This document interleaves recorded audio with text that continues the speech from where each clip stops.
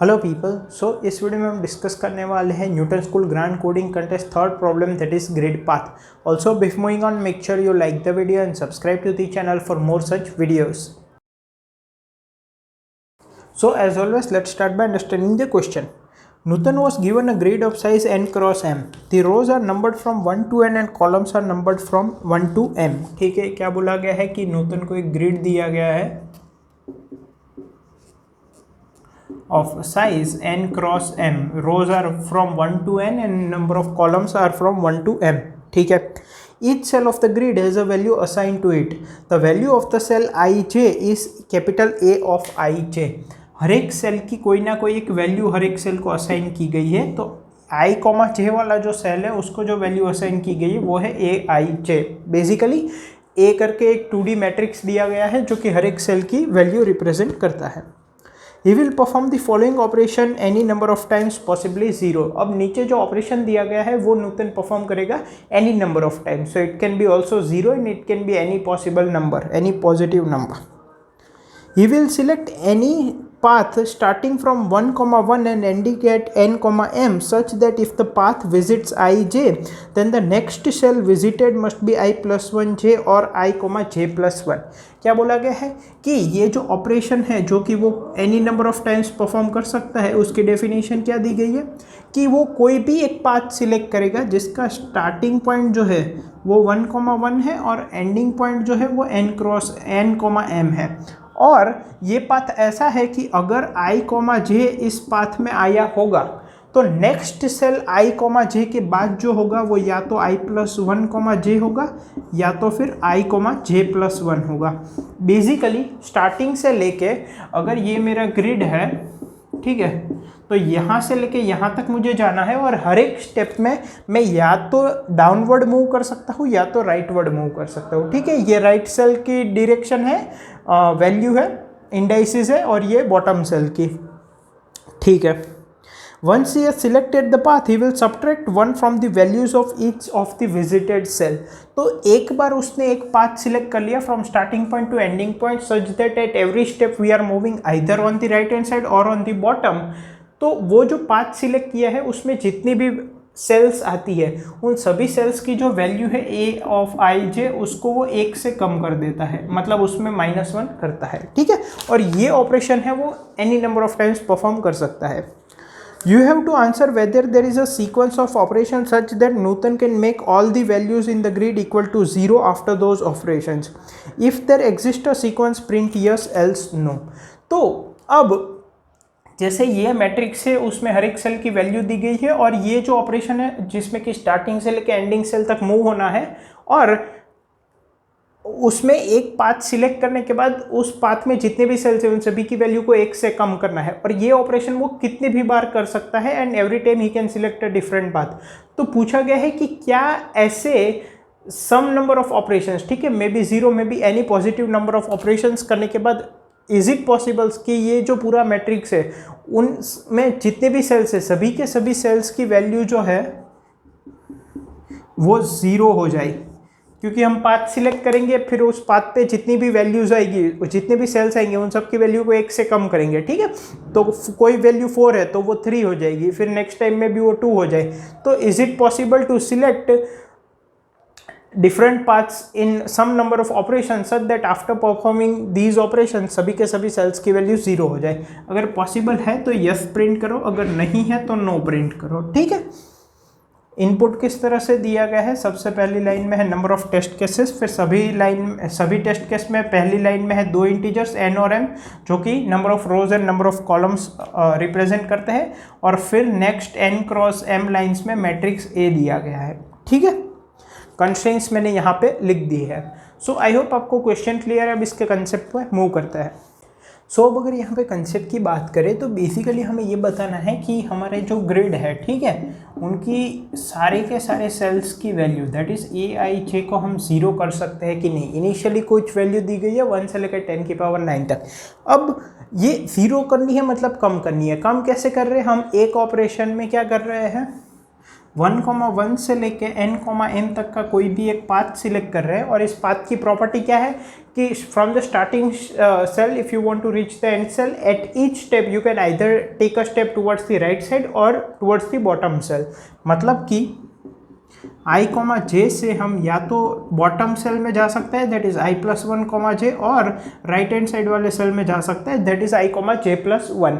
फिर एक बार हमने एक पाथ सिलेक्ट कर लिया from starting point to ending point, तो हम उस पाथ में जितने भी सेल्स हैं सभी के सभी सेल्स की वैल्यू को 1 से कम कर देंगे, ठीक है। और फिर नेक्स्ट ऑपरेशन में अलग पाथ डिफाइन करेंगे from starting cell to ending cell और उनके सेल्स की वैल्यू को 1 से कम करेंगे and will keep on doing. ऐसे हम कितने भी ऑपरेशंस कर सकते हैं और इस तरह से हमें सभी के सभी सेल्स की वैल्यू को क्या करना है, एग्जैक्टली 0 करना है।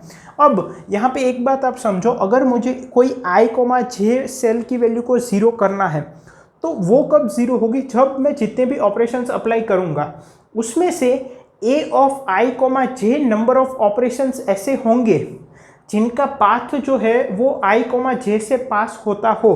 अगर मेरे पास a ऑफ i, j की वैल्यू 5 है तो मैं जितने भी टोटल ऑपरेशंस परफॉर्म करूंगा उसमें से 5 ऑपरेशंस ऐसे होने चाहिए जिसमें कि 1,1 से लेके n,m का जो मैं पाथ सिलेक्ट कर रहा हूँ वो i, j से पास हो। अगर ऐसे 5 ऑपरेशंस में परफॉर्म करूंगा तो सभी ऑपरेशन में इस सेल की वैल्यू 1 से कम होगी और अल्टीमेटली वो 0 हो जाएगी। तो एक हमें जो बात समझ में आई वो है कि पर्टिकुलर सेल जो है i, j उससे पास होने वाले हम कितने ऑपरेशंस परफॉर्म करने पड़ेंगे, a ऑफ i, j। अब यहाँ पे कंस्ट्रेंट्स क्या है, यहाँ पे कंस्ट्रेंट ये है कि आपको या तो करंट सेल से राइट हैंड साइड मूव करना है या बॉटम में सेल मूव करना है, ठीक है।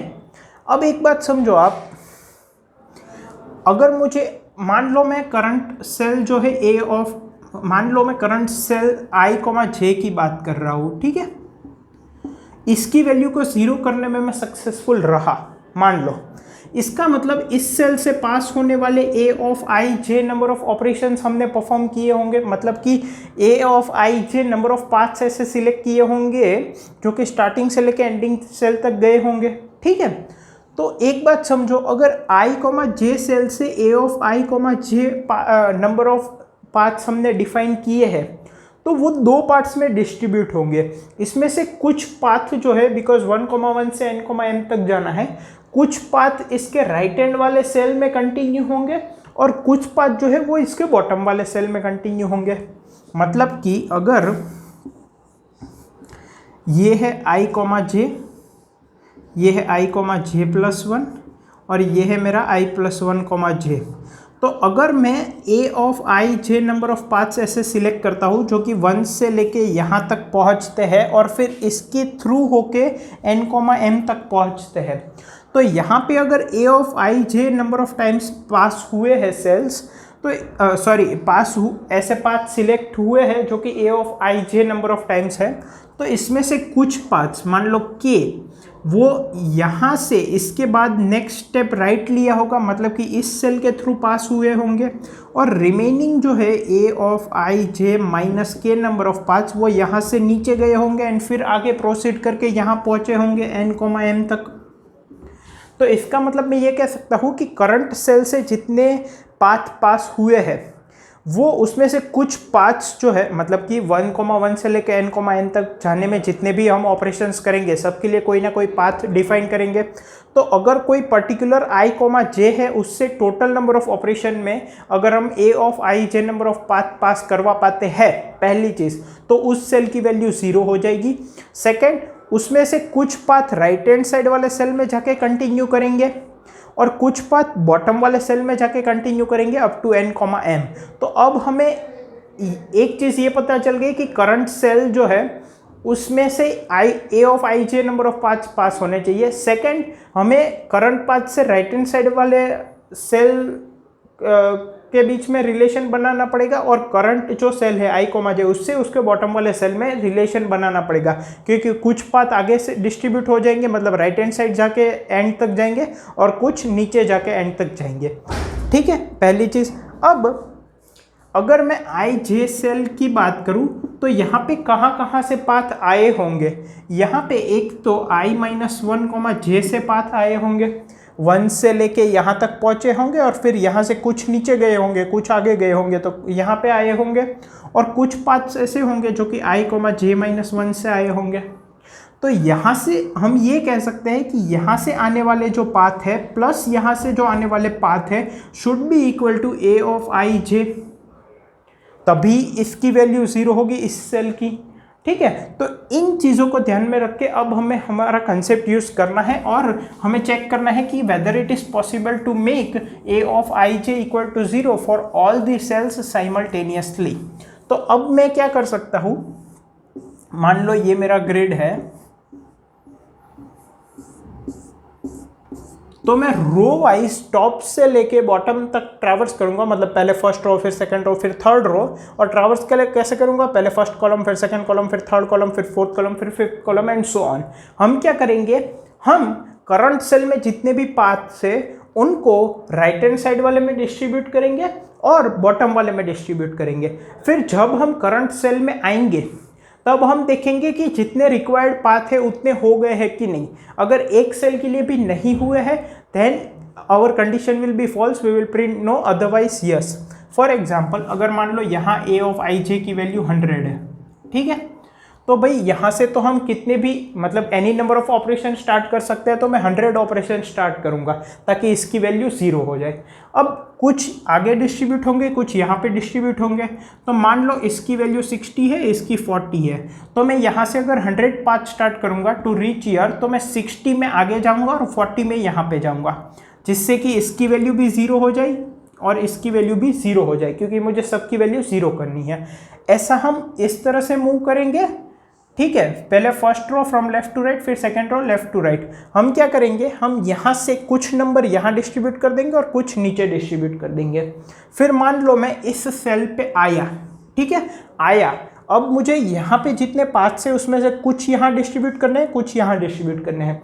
इससे पहले मैं ये चेक करूँगा कि यहाँ से यहाँ आए, यहाँ से यहाँ जितने पाथ्स आए प्लस यहाँ से यहाँ जितने पाथ्स आए, क्या वो a ऑफ i j के बराबर है। अगर है इसका मतलब इस सेल की वैल्यू मैं 0 कर सकता हूँ और तभी आगे मैं चेक करूँगा, वरना मैं यहीं पे ब्रेक कर दूंगा। ठीक है, अब हम ऐसे क्यों ट्रैवर्स कर रहे हैं, क्योंकि या तो हम नीचे जा सकते हैं या तो राइट हैंड साइड जा सकते हैं। तो जब मैं ऐसे ट्रैवर्स करके left to right, left to right, left to right, left to right, जब तक मैं यहाँ पे पहुँचूंगा तो मैंने यहाँ से कुछ पाथ्स यहाँ डिस्ट्रीब्यूट कर दिए होंगे और यहाँ से कुछ पाथ यहाँ डिस्ट्रीब्यूट कर दिए होंगे, मतलब कि यहाँ पे जितने भी इनकमिंग पाथ्स पॉसिबल होंगे वो आ चुके होंगे। तो मैं इसके a ऑफ i j की वैल्यू कंपेयर कर पाऊंगा, इसलिए हम इस तरह से ट्रैवर्स कर रहे हैं। ठीक है, सो अगर दिस प्लस दिस जो है वो a ऑफ i j के बराबर नहीं है तो फॉल्स प्रिंट कर देंगे। वो क्लियर हो गया। अब यहाँ से डिस्ट्रीब्यूट कैसे करेंगे ये भी एक सोचने वाली बात है। देखो मान लो यहाँ पे इनिशियली यहाँ पे a ऑफ i j जितने पाथ चाहिए थे, अब क्योंकि हम इस तरह से मूव कर रहे हैं तो यहाँ पे इनकमिंग एक ये है, एक ये है, तो यहाँ से जो आने वाले पाथ्स होंगे वो तो ऑलरेडी आ चुके होंगे क्योंकि हम इस तरह से मूव कर रहे हैं। तो मान लो यहाँ से k नंबर ऑफ पाथ्स आए, अब मैं यहाँ पे हूँ, यहाँ से मुझे यहाँ पे और यहाँ पे डिस्ट्रीब्यूट करना है। तो देखो पहले मैं क्या करूँगा, पहले मैं यहाँ से यहाँ डिस्ट्रीब्यूट करूँगा पाथ। क्यों, क्योंकि इसकी रिक्वायरमेंट जो है अब ओनली डिपेंडेंट है इस पे, क्योंकि इसने तो जितने पास करने थे कर दिए, अब सिर्फ और सिर्फ इस पे डिपेंडेंट है। फिर रिमेनिंग पाथ जो होंगे वो मैं यहाँ पे पास कर दूंगा। ऐसा क्यों, क्योंकि इसकी जो रिक्वायरमेंट है वो इस पे भी डिपेंडेंट है, इस पे भी डिपेंडेंट है और अभी इसको प्रोसेस करना बाकी है। ठीक है, तो मेरी पहली प्रायोरिटी ये होगी कि जितने भी इसकी रिक्वायरमेंट है उतने पाथ्स यहाँ पे पास कर दो और रिमेनिंग पाथ्स को यहाँ पे पास कर दो एंड सो ऑन, आगे मूव होते जाओ। और एक पर्टिकुलर सेल में हम जब एंटर करते हैं तो हम चेक करेंगे कि ऊपर से जितने पाथ आए और लेफ्ट हैंड साइड से जितने पाथ आए क्या वो रिक्वायर्ड के बराबर है कि नहीं। अगर सभी के सभी सेल्स में उसके बराबर हो जाते हैं तो यस प्रिंट करेंगे, वरना नो प्रिंट करेंगे। आई होप कंसेप्ट क्लियर हो गया। अब इम्प्लीमेंटेशन देखते हैं, थोड़ा बहुत डाउट बचा होगा वो भी क्लियर हो जाएगा। सो अगर इम्प्लीमेंटेशन की बात करें तो जैसे कि हमें a ऑफ n m तो दिया ही गया है जो कि गिवन इंडाइसिस की वैल्यू है। उसके अलावा मैं क्या करूँगा, मैं एक b एरे लेता हूँ n क्रॉस m का, जिसकी इनिशियल वैल्यू में ए के जितने भी सेल्स है उसके बराबर ही कर दूंगा, ठीक है। It would be equal to a matrix. अब बी में बेसिकली हम क्या स्टोर कर रहे हैं, ए में बेसिकली हमें बता रहा है कि करंट सेल की वैल्यू क्या है, मतलब कि उस सेल से पास होने वाले कितने पाथ होने चाहिए जिससे कि उस सेल की वैल्यू 0 हो जाए। बी में हम क्या स्टोर करेंगे, बी में हम ये स्टोर करेंगे कि करंटली कितने पाथ बाकी है इस सेल के थ्रू आने के लिए, ठीक है।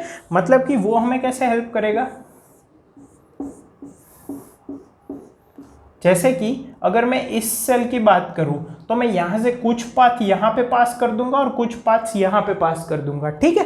तो यहां पे रिक्वायरमेंट पहले थी ए ऑफ आई जे, अब रिक्वायरमेंट क्या हो जाएगी, ए ऑफ आई जे माइनस यहां पे मैंने जो पास किया वो। इससे क्या फायदा होगा कि मैं ट्रावर्स करते करते, जैसे यहाँ पे ट्रावर्स किया, यहाँ पे ट्रावर्स किया, फिर जब यहाँ पे आऊँगा तो यहाँ से मुझे राइट हैंड साइड कितने पाथ पास करने हैं वो पता चलेगा। मान लो यहाँ पे ए ऑफ आई जे की वैल्यू 10 है, यहाँ से मैंने 4 पाथ पास किए, मतलब कि यहाँ के थ्रू 4 पाथ्स होके मैं यहाँ पे जा रहा हूँ, तो यहाँ से मुझे यहाँ पे 6 पाथ्स ऐसे करने पड़ेंगे जो कि इसके बाद यहाँ होके एंड में जाए, जिससे कि इसकी वैल्यू भी 0 हो जाए। तो इनिशियली इसको हम इसके बराबर रखेंगे और हम एक पर्टिकुलर सेल में आएंगे तब हम देखेंगे कि उसकी b of i j value 0 है कि नहीं। अगर नहीं 0 है इसका मतलब उसको जितने रिक्वायर्ड पाथ्स थे उसको उतने पाथ्स मिले नहीं from top and from left, ठीक है। तो उस केस में हम नो प्रिंट कर देंगे। मैं एक फ्लैग वेरिएबल की वैल्यू लेता हूँ इनिशियली 0, कहीं भी हमारी कंडीशन फॉल्स होगी मैं इसको प्लस कर दूंगा और कंडीशन लूप ब्रेक कर दूंगा। So for I equal to 0, I less than n, I plus plus, right? Now for j equal to 0, j is less than m, j plus plus। सबसे पहले तो अगर i और j दोनों 0 है, if i equal to 0 and j equal to 0, तो b of i j की value को 0 कर दो। क्यों? क्योंकि स्टार्टिंग पॉइंट से हमें क्या बोला गया है कि हम कितने भी ऑपरेशंस परफॉर्म कर सकते हैं। तो स्टार्टिंग सेल की वैल्यू मान लो 1 लाख है, तो हम 1 लाख ऑपरेशंस कर लेंगे, मतलब कि 1 लाख पाथ्स ऐसे होंगे जो कि 1,1 से n,m पास होंगे। इसका मतलब इसमें 1 लाख टाइम -1 होगा, इसका मतलब इसकी वैल्यू 0 हो जाएगी। तो ये तो अगर दोनों 0 है, अगर हम इस सेल की बात कर रहे हैं तो उसको 0 कर देंगे। अगर किसी और सेल की बात कर रहे हैं तो if b of i j is not equal to 0, तो उस केस में हम क्या करेंगे, हम फ्लैग वैल्यू की वेरिएबल की वैल्यू 1 कर देंगे और ब्रेक कर देंगे, राइट। अब हमें क्या करना है, अब करंट जो है सेल उसमें टोटल पाथ्स अगर बी ऑफ आई जे 0 के बराबर है, इसका मतलब टॉप और लेफ्ट में से उसको जितने पाथ चाहिए थे उतने मिल गए, that is a of i comma j. अब उसमें से कुछ को राइट हैंड साइड पास करना है और कुछ को बॉटम में पास करना है। तो इसमें 4 केस बन सकते हैं जो कि मैं यहाँ पे लिख रहा हूँ, ठीक है। यहाँ पे if I plus 1 is less than n and j plus 1 is less than m, ठीक है। मतलब कि अगर बॉटम का भी सेल है और राइट हैंड साइड वाला भी सेल है, else if I plus 1 is less than n, सिर्फ else if j plus 1 is less than m, ठीक है। ये कंडीशन हो गई 3। अगर इन तीनों में से एक भी कंडीशन सेटिस्फाई नहीं कर रही, इसका मतलब वो लास्ट सेल है। अगर राइट हैंड साइड वाला भी सेल है और बॉटम वाला भी है, मतलब दोनों में डिस्ट्रीब्यूट करना है। हमने कंसेप्ट में क्या देखा था कि पहले जो राइट हैंड साइड वाले की रिक्वायरमेंट है वो खत्म करेंगे। तो पहली बात तो कि अगर राइट हैंड साइड वाले की रिक्वायरमेंट खत्म करनी है, मतलब कि यहाँ से यहाँ पास करने हैं, तो यहाँ से यहाँ तो ऑलरेडी पास हो चुके होंगे, तो यहाँ पे जो वैल्यू बची है वो इससे कम होनी चाहिए, मतलब यहाँ पे जो पाथ है उससे। सो इफ़ पहले तो b of i comma j plus 1 अगर ये ग्रेटर है किससे, a ऑफ i j से, तो इस केस में हम फ्लैग वैल्यू की वेरिएबल की वैल्यू 1 कर देंगे और ब्रेक कर देंगे, राइट। अब यहाँ पे मैं इनको अभी रब कर देता हूँ, फिर इसको राइट हैंड साइड पे लिख लेंगे। तो फ्लैग वेरिएबल की वैल्यू 1 कर दूंगा और मैं ब्रेक कर दूंगा, ये इससे कम नहीं होना चाहिए, ठीक है। एल्स में हम क्या करेंगे, सबसे पहले तो b ऑफ आई जे की वैल्यू इससे कम है, मतलब कि a ऑफ आई जे जो है, ठीक है, इसको मैं कर दूंगा minus is equals to b of i comma j plus 1। मतलब कि i, j से जितने भी पाथ पास हो रहे थे उसमें से इतने मैंने राइट हैंड साइड पास कर दिए, तो इसका काम खत्म हो गया। मतलब कि b of i, j plus 1 is equal to 0, और इसमें से इसको माइनस कर दिया। अब रिमेनिंग जो है उसको नीचे ही जाना पड़ेगा, ठीक है। तो अब मान लो मैं एक करंट सेल से नीचे पाथ्स भेज रहा हूँ रिमेनिंग, तो इसकी जो रिक्वायरमेंट है वो इससे ज़्यादा होनी चाहिए। अगर इसकी रिक्वायरमेंट 9 है और इसके पास अभी भी 10 पाथ्स बचे हैं, तो दोनों एट ए टाइम 0 नहीं होंगे, ठीक है। अगर इसकी रिक्वायरमेंट मान लो 13 है, तो 10 में यहाँ से पास कर दूंगा, फिर जब इसके लेफ्ट वाला सेल हम ऑपरेट करेंगे तो 3 यहाँ से पास कर देंगे, ठीक है। तो अब क्या कंडीशन आएगी कि if b of i plus 1 j, इसकी जो रिक्वायरमेंट है is less than a of i j, तो इस केस में भी मैं क्या करूँगा, फ्लैग वेरिएबल की वैल्यू 1 कर दूंगा और ब्रेक कर दूंगा। और अगर नहीं है एल्स, तो उस कंडीशन में क्या करना है, else b of i plus 1 j minus is equals to a of i j। इतने पाथ मैंने नीचे पास कर दिए, तो अब इसको इसमें से इतने पाथ मिल गए, तो अब रिमेनिंग उसके लेफ्ट हैंड साइड वाले से लेने हैं, ठीक है। तो ये केस हो गया जब दोनों के दोनों क्या है, i प्लस 1 भी लेस देन n है और j plus 1 less than m है, ठीक है। Else if i plus 1 is less than n, मतलब कि हम रो तो है नीचे वाली लेकिन कॉलम नहीं है आगे, मतलब यहाँ कहीं पे है, तो यहाँ पे जितने पाथ बचे वो सभी के सभी नीचे पास करने पड़ेंगे, तो इसकी जो रिक्वायरमेंट है वो इससे ज़्यादा होनी चाहिए। सो मैं कह सकता हूँ if b of i plus 1 j is less than a of i j, अगर रिक्वायरमेंट इससे कम है तो फ्लैग वेरिएबल की वैल्यू 1 कर दो और ब्रेक कर दो। Else b of i plus 1 j minus is equals to a of i j, ठीक है। और अभी आखिरी कंडीशन बच गई, else if j plus 1 is less than m, right. मतलब कि यहाँ कहीं पे हम हैं, राइट हैंड साइड पे तो जा सकते हैं लेकिन नीचे नहीं जा सकते। अब एक बात समझो, अगर हम राइट हैंड साइड जा सकते हैं तो इसके ऊपर वाले सेल ने तो इसको जितने पाथ देने होंगे दे दिए होंगे, क्योंकि हम ऊपर से इस तरह से ट्रैवर्स कर रहे हैं। तो इसको अब जितने भी पास करने हैं वो सिर्फ इसको ही करने हैं, क्योंकि इसके नीचे है नहीं। इसकी रिक्वायरमेंट जो बची है वो भी सिर्फ इस पे डिपेंडेंट है। इसका मतलब इसका जो रिमेनिंग है और इसकी जो रिक्वायरमेंट है वो दोनों बराबर होनी चाहिए। So if a of i j is not equal to b of i j plus 1, तो फ्लैग वेरिएबल की वैल्यू 1 कर दो और ब्रेक कर दो। Else b of i j plus 1 को क्या कर दो, 0 कर दो, ठीक है। अगर दोनों बराबर है, इसको 10 पाथ्स अभी भी चाहिए और यहाँ पे भी 10 एक्सेस में है, मतलब कि यहाँ की वैल्यू 10 है, यहाँ से 10 पाथ्स पास हो रहे हैं। इसको इनिशियली मान लो 20 चाहिए थे, 10 पाथ्स यहाँ से आ रहे हैं, तो 10 पाथ्स यहाँ से चले जाएंगे। दोनों इसको जितने सेंड करने हैं और इसकी जो रिक्वायरमेंट है दोनों सेम होनी चाहिए। So this is our concept. अब इसमें कहीं भी बीच में अगर b of i j not equal to 0 हुआ, इसका मतलब बीच में कहीं ना कहीं कोई सेल ऐसा होगा जिसको उसके टॉप सेल और लेफ्ट सेल दोनों से जितने भी पाथ्स आ रहे हैं इनवर्ड, दोनों को मिला के उसके रिक्वायरमेंट के बराबर नहीं हो रहा है, या तो ज़्यादा हो रहा है या तो कम हो रहा है। तो जब हम बाहर निकलेंगे, अगर फ्लैग वेरिएबल की वैल्यू 0 होगी, इसका मतलब कहीं भी कंडीशन फॉल्स नहीं हुई है और हम यस प्रिंट कर देंगे, वरना हम नो प्रिंट कर देंगे।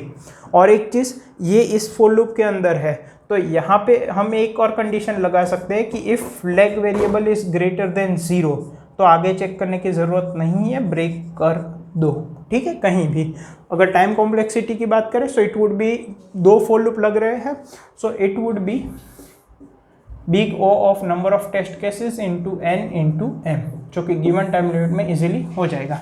सो आई होप आपको क्वेश्चन, कंसेप्ट और इम्प्लीमेंटेशन तीनों क्लियर है। इसका सोल्यूशन कोड मैंने कमेंट्स में प्रोवाइड किया। Thank you.